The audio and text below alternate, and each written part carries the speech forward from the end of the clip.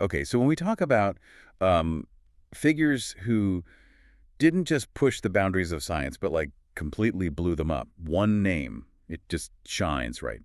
Marie Skłodowska-Curie. Absolutely. Her scientific work, I mean, it quite literally lit up parts of the world we couldn't see before, changed everything about how we understand matter. Yeah, forever. But her life story, woven through all those breakthroughs, it's also this uh, profound human story. Incredible resilience, Hmm. immense sacrifice, and just this constant battle against the system. Indeed. And what's truly fascinating about Marie Curie, I think, is how her personal life is so tightly woven, almost impossibly, with the actual fabric of scientific progress and big societal It shifts. wasn't just lab work. Not at all. Her journey, it was way more than just a sequence of experiments. It was really a testament to the human spirit, wasn't it? Just Yeah. relentlessly pushing against what was known, against hardship, against all the established norms. And that is exactly what we're diving into today. This deep dive, it's built on a whole bunch of sources. We've got biographical bits that really bring her story to life. Hmm. Then there's the hard scientific analysis explaining the genius behind it all, and historical accounts that put her work right in the middle of its, well, pretty tumultuous times. And we've really tried to sift through all that, pulling out the most important nuggets of knowledge for you.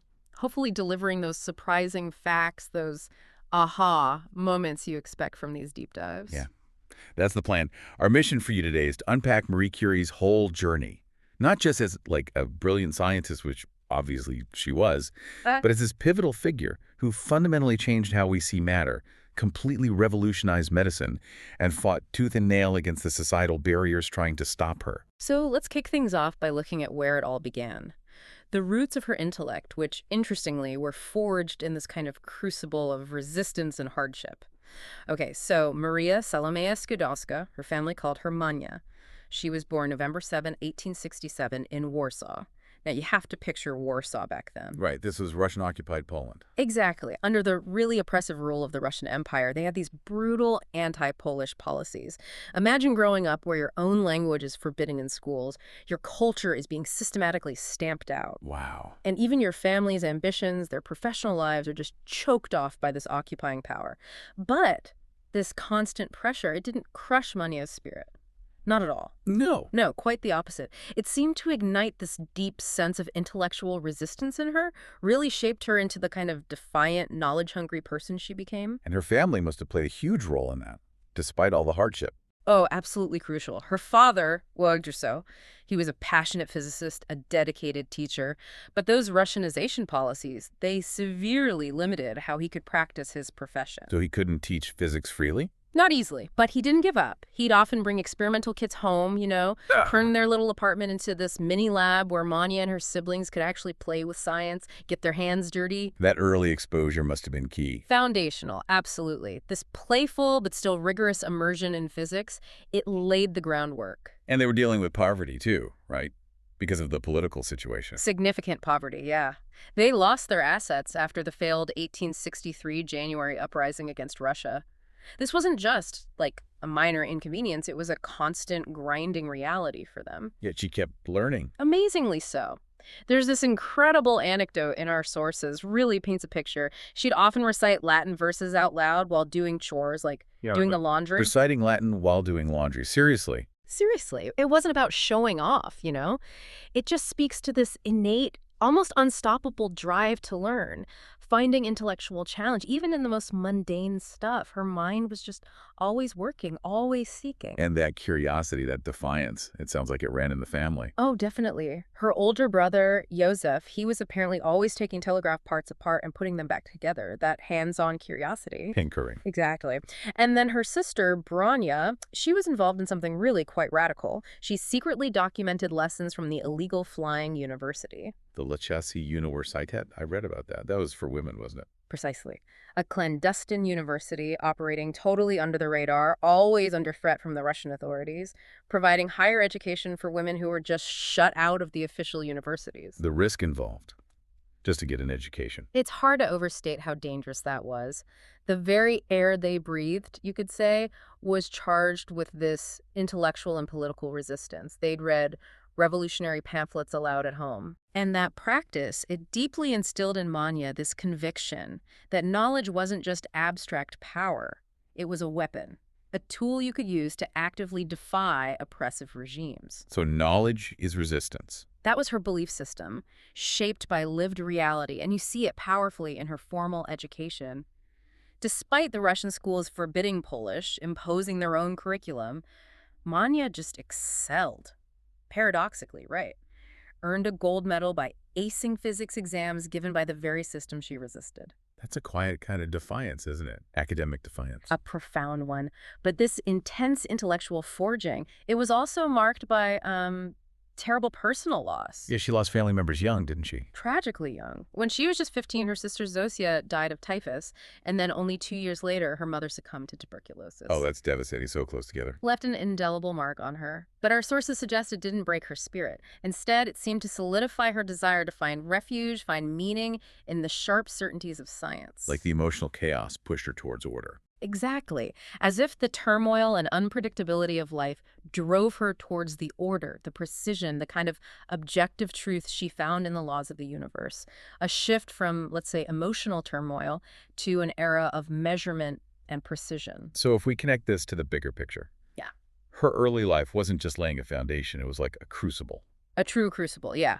The poverty, the political oppression, the personal tragedies, these things didn't crush her curiosity. If anything, they sharpened it, honed it into this almost defiant, relentless drive towards objective truth in science. She was, right from the start, an intellectual rebel, conditioned by hardship to question, to persist, and ultimately to challenge every single norm she came across. And that defiant hunger for knowledge, that relentless drive that eventually propelled her out of Poland, right, to Yep, Paris. that's right. In 1891, she left everything familiar behind and arrived in Paris, a huge, bustling, probably quite overwhelming city for her. And found herself in what, a tiny attic room?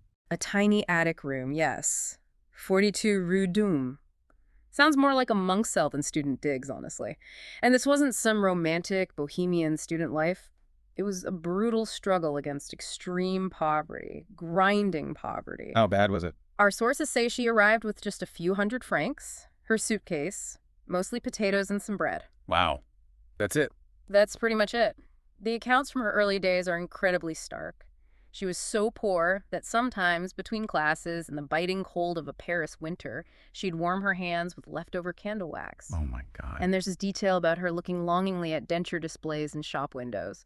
A small thing, but it just underlines the deprivation. Yet despite all that struggle, there was this pull, the Sorbonne.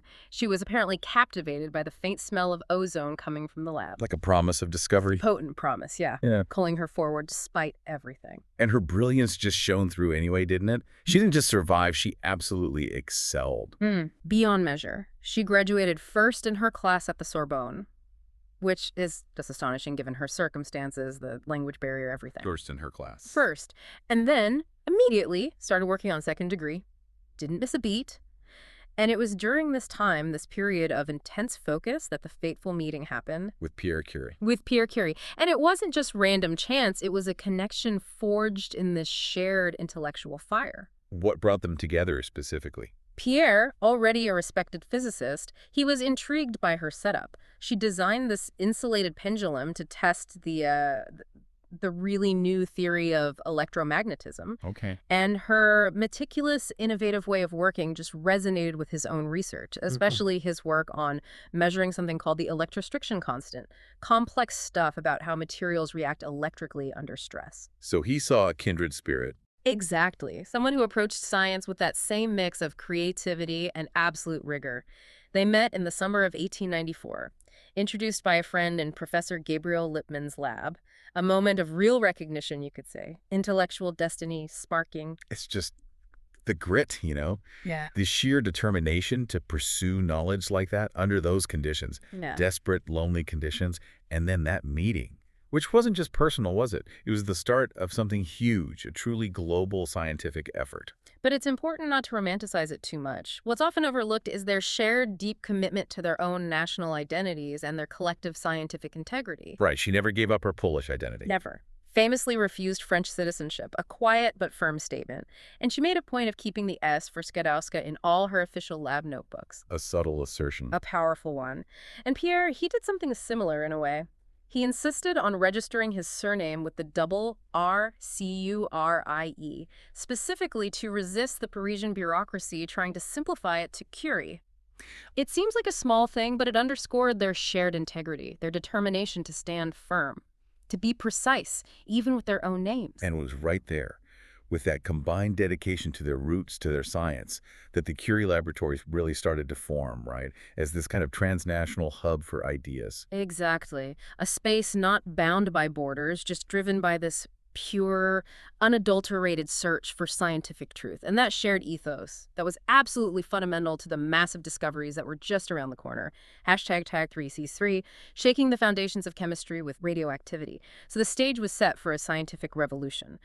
But like so often happens in science, the beginning was a bit, well, serendipitous. Yeah. Accidental almost. You mean Becquerel's discovery? Exactly. Henri Becquerel, 1896. He found, pretty much by accident, that uranium salts emitted these penetrating rays that could expose photographic plates even kept in the dark. Spooky stuff. Kind of. He noted this curious thing, but it was Marie Curie who really saw the profound significance. She saw it as this unique challenge, an opportunity, as she put it, to quantitatively map invisible forces, to bring rigor and precision to something nobody really understood. And she didn't just observe it. She innovated the tools to measure it, right? The electrometer. Precisely. To accurately measure these incredibly faint, mysterious rays, she significantly boosted the sensitivity of her electrometer, her trick. She connected Pierre's quartz, piezoelectric crystals. And piezoelectric. Those are the crystals that create electricity under pressure. That's the ones. Or vice versa. This clever setup increased her electrometer sensitivity fivefold. Yeah. 5 times. Which sounds technical, but it was absolutely crucial. Why so crucial? Because it let her detect electrical discharges so tiny, so infinitesimally small, they would have otherwise just vanished in the background noise, the thermal fluctuations. She was literally listening to whispers from the atomic world that no one else could hear. Wow. So she built a better ear, essentially. A much better ear. And then she embarked on this systematic investigation. The scale and rigor were just unprecedented. Between 1897 and 1898, fueled by this relentless drive, she collected hundreds of ore samples from all over, hundreds, and for each one, meticulously recorded its ionization intensity, how much electricity it produced, obsessive diligence. And then, buried in that mountain of data, something truly puzzling emerged. What was it? She found that this residual ore called pitch blende, basically the leftover stuff after uranium was extracted, often just considered waste. It was more active. It emitted more of these rays than pure uranium itself. Wait, the waste was more radioactive than the uranium? Exactly. That was the first major crack in the foundation of established science. Because that just shouldn't happen, according to the thinking at the time. It absolutely shouldn't. It directly, fundamentally challenged the prevailing idea of elements as these static, unchanging, indivisible things. Yeah. The atom, right. The basic building block, supposed to be immutable. But her measurements were saying, nope. Her meticulous measurements were screaming, hold on! There's something way more dynamic, way more energetic going on here. Something that defies the very definition of an atom. That must have been a seismic shock. It was. And this conceptual earthquake led to one of her most profound contributions. She coined the term radioactivity. Just gave it a name. But it was more than a label. It was a revolutionary concept. That single word pierced the centuries-old dogma of the atom's indivisibility. It completely revolutionized chemistry. It replaced the old idea matter is stable with this radical new axiom. Atoms can spontaneously emit energy. Wow. That moment, that conceptual leap driven purely by her empirical data, it marked nothing less than the epistemic threshold of the nuclear age. The point where humanity stepped into a totally new understanding of energy, matter, the universe. A true paradigm shift. It's just amazing how one observation, even Becquerel's accidental one, when tackled with Marie Curie's unique insight and that relentless rigor, it reshaped everything. Yeah. She didn't just see the glow, she quantified it systematically. She questioned the nature of matter itself. And in doing that, she unlocked a completely new way of understanding how the universe works. It wasn't just discovery, it was redefining reality. Okay, so they'd found this mysterious, powerful activity in pitch blende. The next huge challenge, find the source. Isolate whatever new elements were causing it. But there was a problem, right? Getting enough pitch blende. A massive practical, logistical problem. Transporting tons of this high-grade bohemian pitch blende ore all the way to Paris. Way too expensive, impossible for their little lab budget. So what do? They couldn't afford the good stuff. They came up with this ingenious but incredibly difficult workaround. They realized the waste presses, the discarded sludge, the leftovers from the St. Joachimsthal mine in Austria still had traces of this activity. So they bought garbage, industrial waste. Pretty much. They figured the key to the new elements was hidden in this leftover residue. It was like a scientific scavenger hunt in industrial refuse. And that led to, well, what sounds like an unbelievably tough process. Grueling is an understatement. What followed was this marathon of hydrometallurgy. Years of relentless physical and chemical labor. It demanded truly superhuman effort.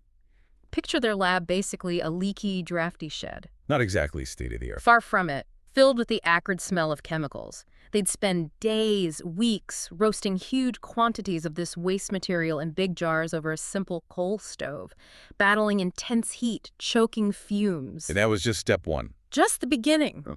Then came this incredibly complex series of chemical steps, dissolving the silicate residue with strong acids, then repeated rounds of fractional crystallization using barium chloride. Fractional crystallization. That's separating things out by heating and cooling solutions, right? Yeah. Based on solubility. Exactly, a painstaking process. Heating, cooling, filtering over and over, redissolving the precipitates, reprecipitating them again, an endless seeming cycle of purification. And the conditions, brutal. How bad? Barium sulfate vapor filled the lab constantly. It didn't just sting their eyes, it literally burned their skin.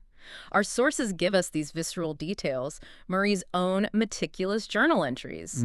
Notes like, reboiled, now clear yellow. They're often right next to her personal observations about her own swollen finger joints, bruised nail beds. Oh, God. This wasn't abstract science at all. It was physically painful. Exhausting. Intensely physical, painful, exhausting, a testament to their absolute unwavering commitment. But it paid off, didn't it, this monumental effort? It absolutely did, triumphantly. On July 13th, 1898, after countless hours of this brutal work, Marie made this crucial, almost understated note in her journal. Sample 66 IV was much more active than uranium. That breakthrough moment. The breakthrough. Just 8 days later, they formally announced the discovery of polonium, named with deep personal meaning after her homeland, Poland. Polonium. But they weren't done yet, were they? There was more activity. Yeah. They sensed there was more. The intense activity in the remaining samples hinted at something else, something even more powerful.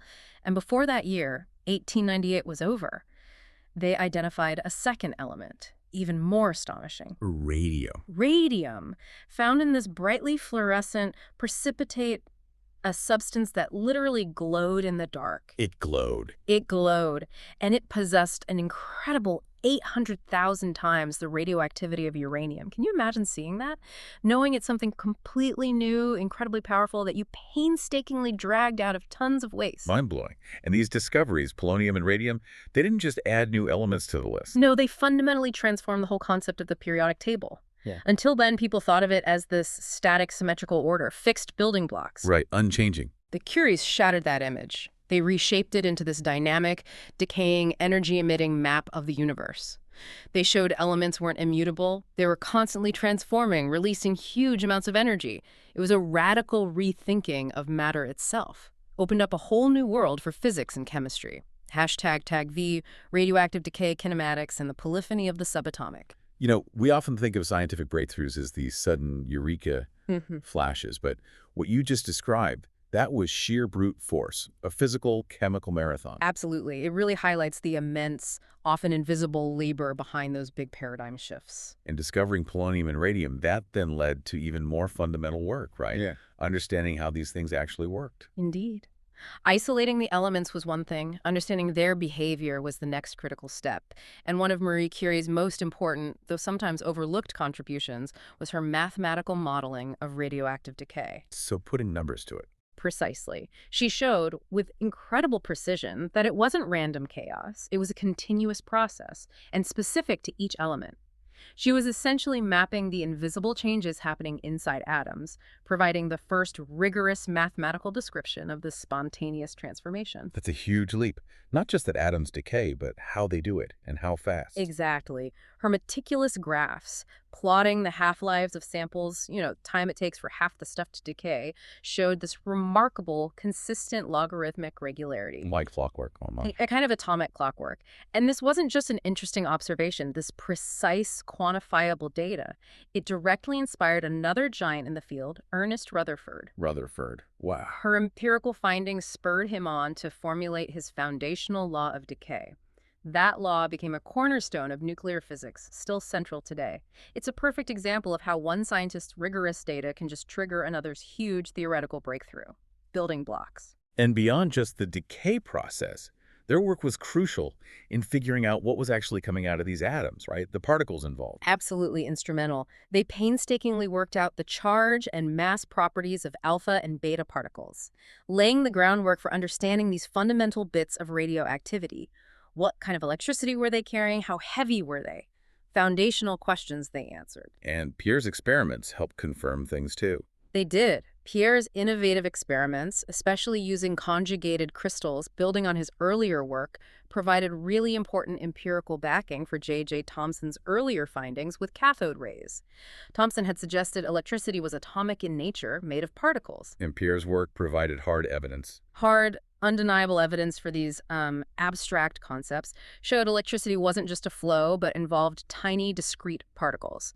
Ultimately, the Curie laboratory, through all this work, laid the very first seeds for classifying subatomic particles. They weren't just finding new elements, they were defining the vocabulary, the categories, for a whole new age of atomic physics. It's just wild to think they were the ones defining what these things were. Alpha is a nucleus, beta is an electron, gamma is a photon. These terms are so basic to us now. We take them for granted, but they were defining them, characterizing them through relentless experimentation. It was the dawn of subatomic classification, giving names and properties to the invisible building blocks of everything. So their work went way beyond just finding new stuff. Far beyond. They were digging into the mechanics of how these elements behaved, providing the essential math framework, the crucial experimental evidence that would define subatomic physics for decades. This wasn't just discovery, it was foundational theory, shaping the language, the concepts, the whole future direction of this new field. They gave us the lens to see the atomic world, #TagJax, the first Nobel institutionalization and science politics. So with discoveries this massive, you'd think recognition would be automatic, right? Yeah. But even getting the Nobel Prize wasn't straightforward, especially for Marie. Not at all. Even the highest honors came with these huge political battles, stark reminders of the barriers she faced. Take the 1903 Nobel Prize in Physics, awarded for their work on radioactivity, the committee's first draft.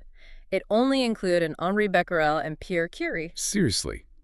They left Marie out after all that work. Shockingly, unbelievably, yes. Her name was just omitted from the nomination initially. That's infuriating. It just shows the bias, doesn't it? A stark reminder of the entrenched gender bias in science back then, even at the very top.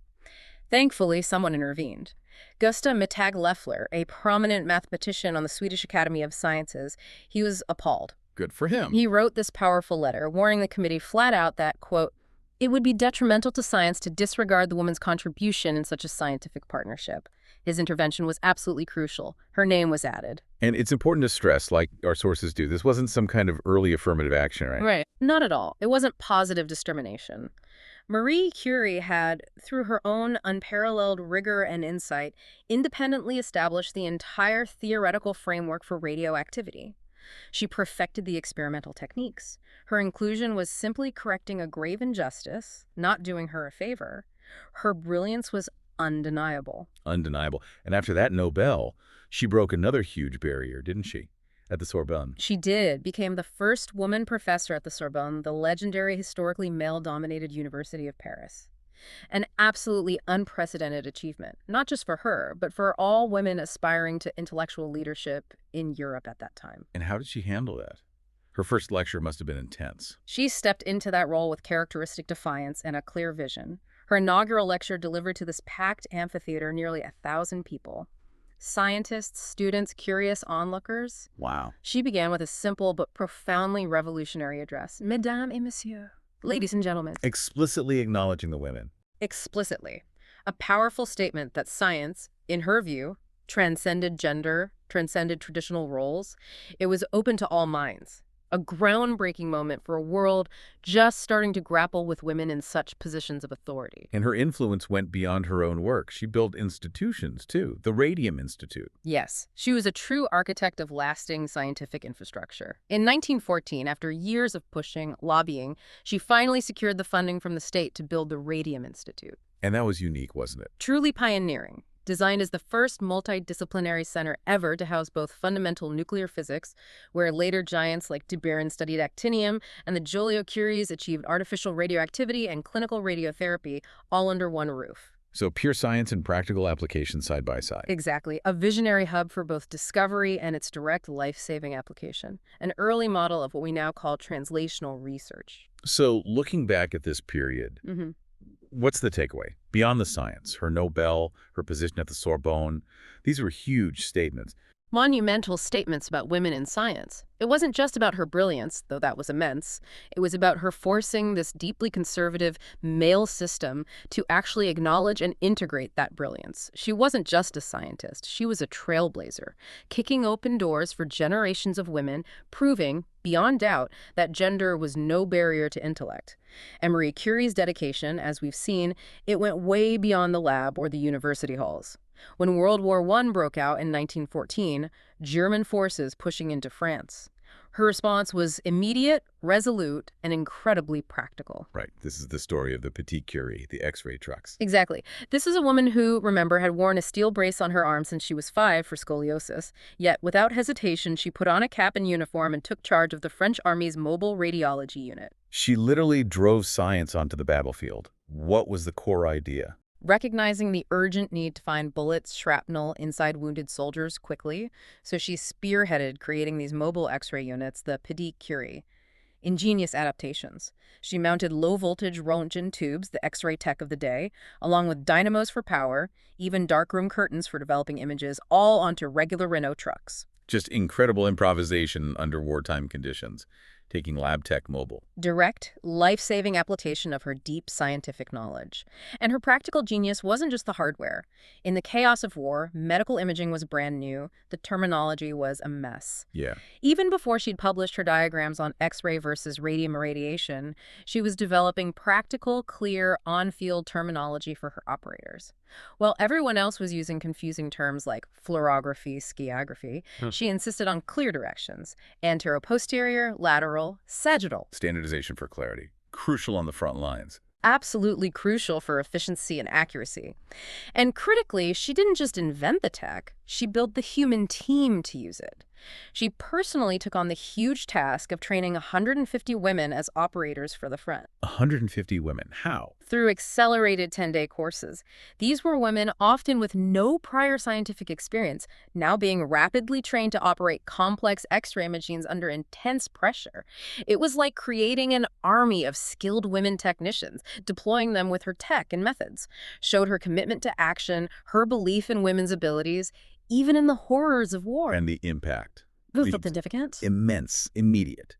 Military reports after the horrifying First Battle of the Somme, unimaginable casualties there, specifically noted about 1.2 million soldiers received radiological exams thanks to her units. 1.2 million. And perhaps most critically, a major reduction in amputation rates up to 30% was directly attributed to the accurate diagnoses made possible by her mobile radiology units and protocols. Saving lives and limbs on an industrial scale. Profoundly altering wartime medical care. It really makes you think, doesn't it? How does a scientist, known for fundamental research, new elements, atomic theory, how does she pivot so effectively to urgent humanitarian work? It's fascinating. It's not just her scientific brilliance, is it? It's her incredible organizational skill, her resourcefulness, and this deep, empathetic commitment to easing suffering. She didn't just theorize about light, she literally drove it to the battlefield, made a tangible, life-saving difference in one of humanity's darkest times. #8, radiology dissymmetry and the industrial ecology of radium. After the war, the use of radioactive stuff just exploded, didn't it? Not just medicine, but industry, too. Yeah, but that created a whole new problem, right? Measuring it all. Complete chaos in measurement units. The field was totally fragmented. Chemists were using grams. Physicists were using ionization amperes.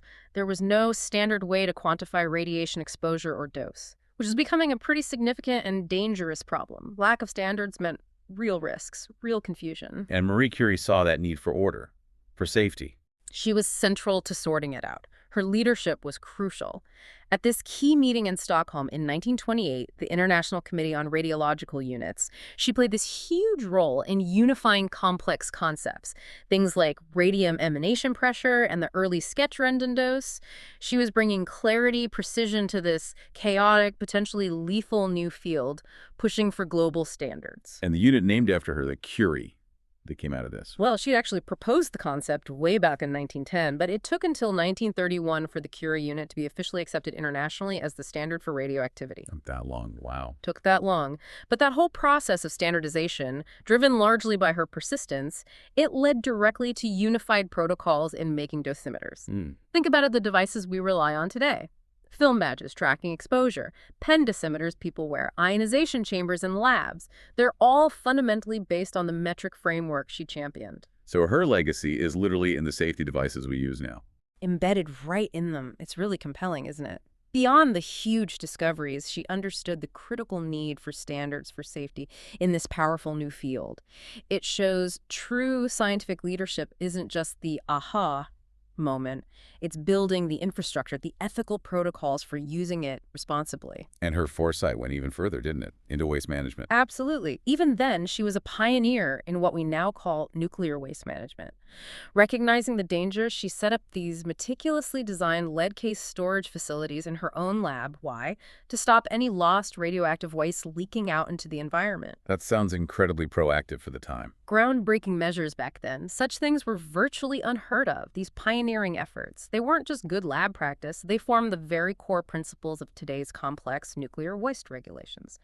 She understood, maybe better than anyone else then, the profound long-term responsibilities that came with unlocking the atom's power.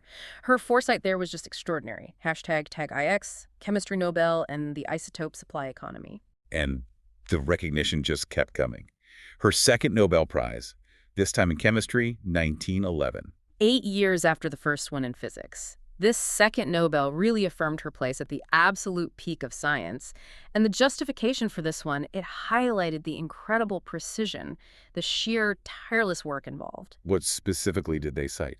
It was given, quote, for the discovery of radium and polonium, their characterization, purification, and the study of their compounds. It specifically acknowledged the intense rigor of her analytical chemistry. Like determining radium's atomic weight. Exactly. Her meticulous titration series, which determined radium's atomic weight as 226.03, remarkably accurate for the time, and also her detailed 5-stage division crystallization calendar. That was her systematic method for separating pure barium-radium out of the raw pitch blend. Just monumental work in chemistry, not just theory, but incredible patience and meticulousness in the lab. Years of sustained, incredibly arduous work, not a sudden flash of genius. But this second Nobel, it happened right as the whole radium industry was just exploding, wasn't it? Right in the middle of this massive, unprecedented radium boom, the commercial market just went nuts overnight. Driven by public fascination, this kind of uncritical enthusiasm. So suddenly radium was everywhere. In everything, countless products aggressively marketed with the slogan, "Marvelous Radium." You could find it in glowing watch dials, toothpaste, hair lotions, even drinking water, radium balms. Radium toothpaste, seriously? Seriously, it was this bizarre commercial gold rush, fueled by total ignorance and this fervent belief in radium's miraculous and totally unproven healing powers. And what was Marie Curie's stance on all this craziness? The potential for huge wealth. This is what's truly fascinating and so admirable. Her unwavering dedication to science, even facing that immense commercial pressure, the promise of vast personal riches, she famously, resolutely refused to participate in the commercial frenzy. She wouldn't cash in? Absolutely not. She firmly believed scientific knowledge, especially something this profound, was a public good, belonged to everyone, not a private commodity to be exploited for profit. That ethical stance is just such a powerful reminder, isn't it? That the why behind science, the motivation, the values can be just as important, maybe more so, than the what of the discovery. She really embodied scientific integrity. And she practiced what she preached. With her prize money. lived by those principles. She notably used her Nobel Prize money, deliberately keeping her personal wealth at zero, rejecting any personal gain. She invested it right back into science, bought a more sensitive electrometer for the lab, improving their research, set up education funds for her daughters, Irene and Eve. It was never about the money for her. Never about personal enrichment, always about furthering science, advancing knowledge, supporting the next generation. And Marie Curie was so much more than just this lone genius working away. She was a visionary builder of scientific culture, a leader who really understood how crucial it was to nurture future talent. The Radium Institute wasn't just her lab, it was a teaching center, too. A robust, vibrant educational ecosystem structured around 4 key areas for student development. Nuclear chemistry, led by brilliant people like André-Louis de Bourne and Marguerite Perret. Curie discovered francium later, right? That's right, another element discovered there. Then radiobiology under Claude Rigaud, radiotherapy led by Jean Coutard, and developing nuclear measurement devices with Georges Friedel. It was this comprehensive approach covering every angle of the new field of radioactivity. That sounds incredibly forward-thinking, a whole system. And she had this unique way of teaching involving her own notebook. Yes. This is particularly remarkable, revealing about her teaching philosophy. She kept this personal notebook she called her problematic question list. Problematic question list. Yeah. And it wasn't just for her eyes. It was openly shared, became the focus of these month-end meetings she held with her thesis students. So they discussed the questions together. Exactly. Questions written in the notebook, things like, why is the specific ionization of actinium higher than polonium? Or how does gas pressure affect alpha paths? They were openly discussed, debated, tackled collaboratively. That must have created a unique atmosphere. Fostered this environment of transparent oversight, rigorous inquiry, collective problem solving. It wasn't her just dictating answers. It was about nurturing critical thinking, encouraging curiosity, empowering her students to really grapple with the tough questions, to think like scientists. Revolutionary for the time. So stepping back, this Curie system, it wasn't just about her own genius. Not at all. She was an architect of scientific culture, built an environment that didn't just foster research, but meticulously nurtured future scientists, emphasizing transparency, rigor, collaboration, and this system. It was the crucial infrastructure that directly enabled the next generation of Nobel winners. Most notably, her own daughter Irene and son-in-law Frédéric Joliot Curie. For artificial radioactivity, right? Exactly. Their 1935 Nobel Prize, a direct continuation of the work, started right there in the Curie lab, within that system she built. And she even thought about preserving the history, the artifacts. Extraordinary foresight again. Beyond training scientists, she understood the importance of preserving the scientific heritage. She kept this meticulous inventory of everything in the lab. Everything. Lab notebooks, the specific equipment they used in those groundbreaking experiments, even things like glass containers, this amazing inventory she compiled. It's now listed in the UNESCO Memory of the World program, preserved for posterity, letting researchers today literally trace her steps. It was this holistic, far-reaching view of science creation, application, and meticulous preservation. Hashtag Sezwe women, politics, and systemic barriers in science. Of course, Marie Curie's story isn't just about the science, is it? It's this powerful, sometimes heartbreaking story about women smashing through systemic barriers. Absolutely. In an era where women were just systematically disregarded, actively discouraged, often flat out denied access to the world of scientific privilege, Marie Curie became more than just a brilliant scientist. She became this towering figure of resistance. Her name itself became synonymous with challenging the old order. Her very presence was an act of defiance. Profoundly so. Yet, precisely because her rise challenged those deep-seated norms, it wasn't smooth sailing. There was intense, often vicious backlash. The Langevin affair. Exactly. In 1911, right at the peak of her scientific fame, her close relationship with the physicist Paul Langevin, who was married, was sensationally exposed, exploited as a moral scandal by the Paris newspapers. And the attacks weren't just personal, were they? Not at all. They were deeply misogynistic, xenophobic, remember her Polish roots, and just designed to discredit her completely. Le Figaro, a major paper, ran this inflammatory front-page headline, "Madame Curie is not patriotic." Not patriotic. After everything she did for France, especially later in the war, that's outrageous. Deeply ironic. Deeply unjust. The scandal was so intense, the public outrage so manufactured and virulent, that the French government actually tried to pressure her not to attend the Nobel ceremony for her second prize. They told her to stay away, to avoid embarrassing the nation. Essentially, yes. Disappear from view. But Marie Curie, as we know, wasn't one to be silenced, wasn't one to back down from injustice. Despite the immense pressure, personal and public, she went to Stockholm, and she refused to stay quiet. What did she do? What's truly fascinating and inspiring is how her personal struggles, this unjust smearing, became this public battleground for the role of women in science. She courageously used her Nobel acceptance speech, this huge global platform, to directly address and denounce the sexist defamation she'd endured. Wow. Right there in her speech. Right there, in a defiant assertion of scientific truth over prejudice, she famously declared, "There is no aristocracy of scientific facts." It wasn't just personal, it was this powerful international call for intellectual meritocracy, a direct challenge to the bigotry she faced. And she kept fighting for women in science throughout her life. Absolutely. In 1922, she was elected to the League of Nations Committee on Intellectual Cooperation, a significant international role. And from that platform, she tirelessly fought to make sure research funds were genuinely accessible to women's labs across Europe.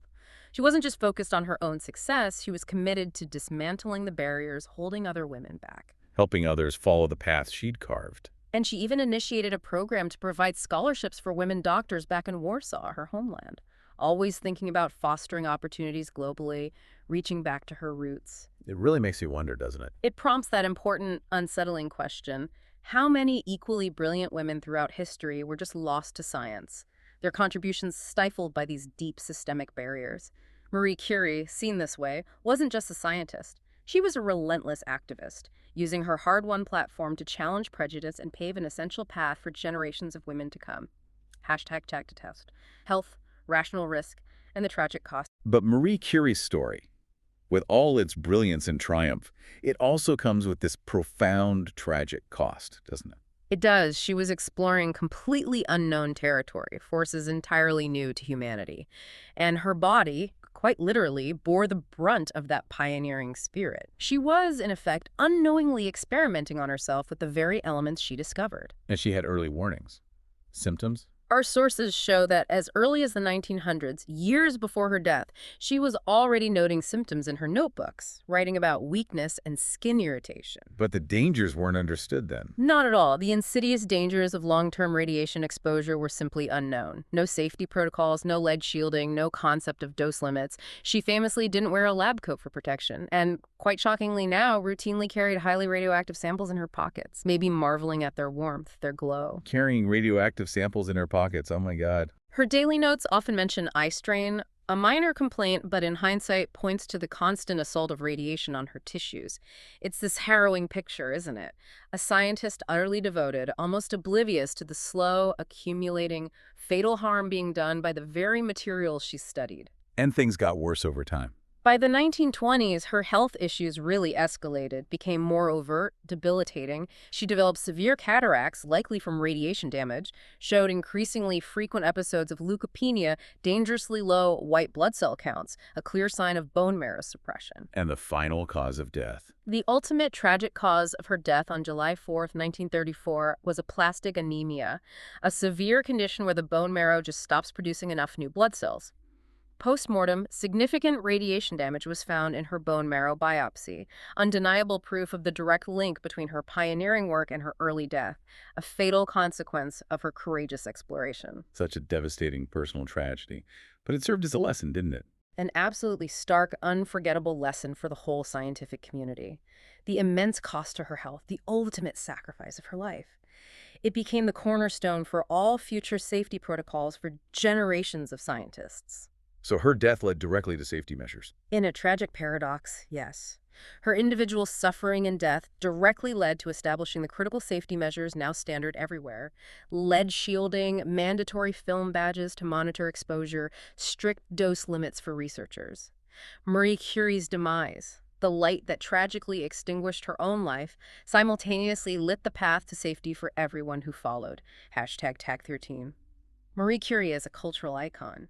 And beyond science, beyond academia, Marie Curie became this profound cultural icon, didn't she? Her influence spread far beyond the lab. Yeah, her story just resonated so deeply. It popped up in literature, in art. Absolutely. It left these indelible marks. For instance, Émile Zola's 1901 novel Travail, it features a character, Lucien Bongard, who discovers radioactivity, a clear echo of Curie's work. And artists were inspired too. Paul Gauguin's Le Sorcière engraving series, exhibited after his death in Paris, depicted this mysterious green-lit figure, and audiences immediately linked it to Madame Curie's magical fire. Shows the public awe, the fascination with these invisible energies she'd revealed. And then Hollywood got involved. Right. Mervyn LeRoy's 1943 film Madame Curie, starring Greer Garson. It transformed her into this powerful, aspirational image of a courageous woman scientist, especially for wartime America. That portrayal popularized her story massively, inspired countless young women to think about science when those paths were largely closed off, cemented her image as this hero of intellect and perseverance. And the global recognition is just amazing. Coins, statues. Currency, yeah. Poland's 20,000 zloty banknote, France's 500 franc purple banknote. A magnificent bronze bust of her stands at CERN, testament to her foundational work in physics. And even off-planet recognition. Even off-planet, the Curie crater on the far side of the moon. Her influence even etched into the Earth's deep crust. Curie tectonics refers to a Russian submarine drilling survey way down at 7,000 meters. Wow. Curie tectonics. These widespread, diverse honors money, monuments, the moon, deep earth science, they powerfully show her universal icon status. Her legacy just transcends geopolitical borders, even planetary ones, cements her as one of humanity's most celebrated figures. So connecting this to the bigger picture, her story hit home so deeply because it wasn't just about science, was it? Not just science, it was about something fundamentally human. Immense resilience, the heroic act of breaking barriers, that relentless push against the unknown. Her image became this powerful, multifaceted symbol, not just for science, but for human progress, for the triumph of intellect over adversity, for that indomitable spirit of curiosity itself. The quest for knowledge against all odds, hashtag tag 40, archives, research threads, and historical method. And her legacy is so profound, so ingrained, it's quite literally still radiating today. Her personal notebooks. Well, those that are still radioactive. The very ones, including some written on paper infected with tuberculosis bacteria from her early research. They aren't just historical artifacts, they are still actively emitting gamma radiation, stored in special lead-cased vaults at the National Library of France in Paris. That's just incredible. A physical manifestation of her impact. A constant, silent echo of her work. And working with them, it's not just archival research, it's a scientific procedure. Researchers need strict protocols, heavy lead aprons, gloves, examine documents on lead-lined tables, fill out dosimeter reports when they leave, tracking their exposure. It's such a powerful symbol, isn't it, how intertwined her life and work were. And there's still more to learn from them. Absolutely. These rich archives keep yielding new insights through meticulous paleographic discoveries studying the historical handwriting. For instance, recent articles discuss how analysis revealed she used the term rad, noted as murad, microrad, for a unit of radioactivity in a notebook dated way back in 1902. 1902, that's really early. Really early. This tiny finding sheds new light on the history of the dose unit rad, shows her conceptualizing radiation measurement long before it became standardized. And the sources go beyond her lab notebooks, too. Family papers. Incredibly rich and multidisciplinary sources. The Skłodowska family funds at Warsaw University Library, for example, a treasure trove. Notes from those 19th century Polish women's flying universities, poignant letters between Paris and Warsaw, even previously unknown Polish sentences from an intimate 1898 letter Curie wrote to her father. What did she say? She described her relentless search for elements, not just as science, but as the spiritual song of matter. Wow, the spiritual song of matter. That's beautiful. Yes. Deeply poetic, philosophical insight into her motivation. So Curie research isn't just limited to interpreting lab reports. It's this rich, interdisciplinary mind, still wide open for philological analysis, studying the language and sociological discussions, examining her impact, the barriers she broke. Her life and work are this complex, layered tapestry, still offering fresh perspectives, new threads for scholars across so many fields, shows the enduring depth of her impact, the richness of the record she left. Marie Skłodowska-Curie's story, when you take it all in, it just reminds you so powerfully that science is fundamentally a human project, doesn't it? Absolutely. Forged not just with intellect, but with immense curiosity, unyielding perseverance, often staggering endurance. She wasn't some disembodied brain. She was a person of incredible willpower, courage, and ultimately sacrifice. And her genius was working on both the tiny scale and the massive scale simultaneously. That's a great way to put it. She meticulously measured the internal sparks of the atom, revealing the energy stored in the microcosm. And at the same time, she's setting up X-ray screens on battlefields, providing life-saving tools in the macrocosm of human conflict. connecting the smallest particles to the biggest human impacts. And her ethical stance, her refusal to cash in on radium, Oh. that feels central too. A cornerstone of her legacy. Despite that whole auric splendor of radium being inflated into this commercial bubble, all those quack products, she staunchly refused to sell the nobility of the element to the market, impervious to the lure of wealth. Instead, she put everything back into science. Everything. Dedicated her privileges, her Nobel money, her international fame, not to herself, but relentlessly to her labs, her students, those frontline hospitals. She truly embodied the belief that scientific discovery was a gift to humanity, a public good for collective benefit, not private profit. And then the tragic paradox. The Oh. very light she discovered, the radiation that slowly killed her. It ultimately became this powerful beacon for humanity, transformed medicine with cancer treatments, revolutionized geological dating, propelled space radioastrophysics, letting us peer into the cosmos. Her sacrifice, devastating as it was, paved the way for countless benefits that shape our world today. Her voice, her measurements, they still echo, don't they? They echo through countless scientific practices today. When oncologists target tumors with radiotherapy, when geophysicists calculate rock ages, when astronomers analyze pulsar data, that familiar symbol psi, the microcurie, still appears on measuring instruments everywhere. A direct link back to her. In every measurement, every application, her voice resonates, reminding us of her conviction. We do not do science for ourselves, but for humanity. The light of knowledge draws a curtain over discrimination, prejudice, and fear. Her words are just as relevant now as they were a century ago. So her legacy isn't just one thing, is it? Not just a single genius. Far more than that, she's an ethical model, science intertwined with social responsibility.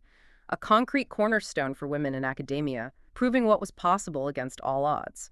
Her life and work form this broad civilizational atlas, showing how radioactivity permeated institutions, methods, medicine, even culture. And even today, you're saying, there's still this faint Curie radiation in the background. Metaphorically, yes. When radiobiology is taught, when decay equations are solved, when research safety is debated, a very low, almost imperceptible but constant Curie radiation is present. It's not just a remnant, it's a symbol, a lantern held by humanity moving forward in the dark, lighting paths to new discoveries, safer practices. It's a light of knowledge, integrity, human spirit, a light that didn't go out with her death. It continues to illuminate our path. Hashtag tag outro. Wow. What an incredible journey. What a truly profound deep dive into Marie Skłodowska-Curie. Her story, it's not just a chapter in science history, is it? It's like a living testament to the whole human project. A reminder of what passion, perseverance, ethical commitment can actually achieve. Absolutely. Her impact stretched from the most fundamental physics to vital, life-saving wartime medicine and that passionate, unwavering advocacy for women. And her work, her life, they still profoundly shape our world, don't they? From medical treatments saving lives daily to the safety protocols protecting scientists, even how we view the role of science and scientists in society. Indeed. It's an enduring influence. So, as we wrap this up, we want to leave you with something to think about. Marie Curie's notebooks, they literally still glow with radioactivity, right? A physical sign of her impact. But beyond that radiation, what light of knowledge, of integrity, that sheer human spirit, what light do you feel is still actively radiating from her story into the challenges and discoveries we face today? Yeah, that's a great question. We really encourage you to think about what parts of her incredible story resonated most with you. Maybe explore some of the sources we mentioned, or dive deeper into radioactivity, nuclear medicine history, or the continuing journey of women in science. There's so much there. Thank you so much for joining us on this extraordinary journey to unpack the incredible, multifaceted legacy of Marie Skłodowska-Curie. We hope you found as much inspiration and insight as we did. Until next time, keep exploring, keep questioning, and keep digging deeper.